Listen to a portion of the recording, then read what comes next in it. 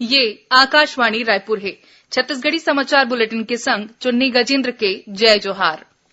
केंद्रीय स्वास्थ्य मंत्रालय हा देश में कोरोना वायरस ला फैलेले रोके बर राज्य और केंद्र शासित प्रदेश मन के संग तैयारी के जायजा लीन है। ए बीमारी ले चीन में अब तक 100 ले ज्यादा लोगन मन के मौत हो गए है। स्वास्थ्य विभाग हा देश के नागरिक मन ला चीन यात्रा ले बाचे के सलाह दे है। मंत्रालय है आज वीडियो कॉन्फ्रेंसिंग के माध्यम ले राज्य और केंद्र शासित प्रदेश मन के संग बैठक करीन और ए दिशा में करे जात उपाय के समीक्षा करीन। धमतरी जिला के गंगरेल बांध में डोंगा पलटे ले दूझिन लइका मन के मौत हो गए। ए हादसा में 2 लोगन मन घायल घलो हो गए हैं।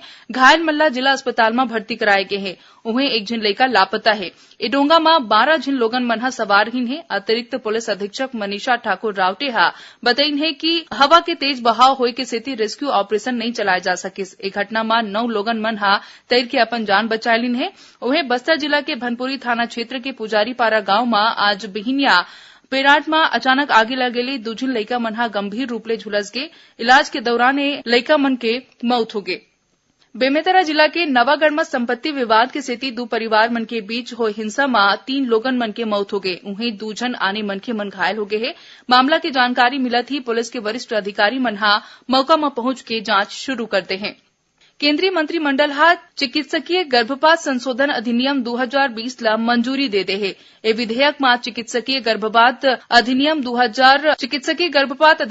1971 में संशोधन के प्रावधान है। ए विधेयक ला संशोधन के बजट सत्र में पेश करे जाही। केंद्रीय मंत्री प्रकाश जावड़ेकर आज नई दिल्ली में बताइन कि चिकित्सकीय गर्भपात 2 झिन डॉक्टर मन की अनुमति के लिए होही, जेमा ले 1 झिन डॉक्टर सरकारी होना चाहिए। ए विधेयक के आदेश अब गर्भधारण के 24 सप्ताह तक गर्भपात कराया जा सकी। पहली अवधि 20 सप्ताह तक रही से। राजधानी रायपुर ला स्वच्छ और सुंदर बनाए बर एक और समस्या ला जल्दी धुरिया करे बर आम लोगन मन के मदद ले जाही। नगरीय प्रशासन मंत्री डॉक्टर शिव कुमार डहरिया आज महापौर स्वच्छता हेल्पलाइन नाव ले एक ठिन मोबाइल नंबर 93019532 जारी करे है। अब रायपुर निगम क्षेत्र के कोनो भी मनखे मोबाइल नंबर में फोन करके नाली और सड़क सफाई सहित स्वच्छता ले जुड़े समस्या के बारे में अपन शिकायत दर्ज करा सकते। संगे संग साफ सफाई ला लेके अपन सुझाव घला दे सकते।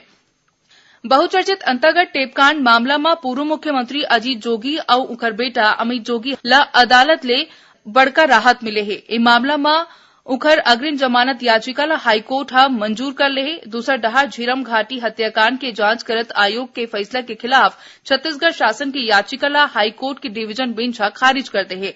अंतर्गत विधायक चुनाव के बेरा उम्मीदवार रहे मंतूराम पवार के खरीद फरोख्त के मामला अगुआ रही से। इला लेके रायपुर में अजीत जोगी और अमित जोगी के खिलाफ कांग्रेस नेता किरणमयी नायक का एफआईआर दर्ज करवा रही से। ए मामला में कुल 5 लोगन मन पर मामला दर्ज करे गे रही से, जेकर बाद श्री जोगी हाईकोर्ट में अग्रिम जमानत याचिका दायर करे रही से। जस्टिस अरविंद सिंह चंदेल के सिंगल बेंच में आज ए मामला ऊपर सुनवाई हुई से।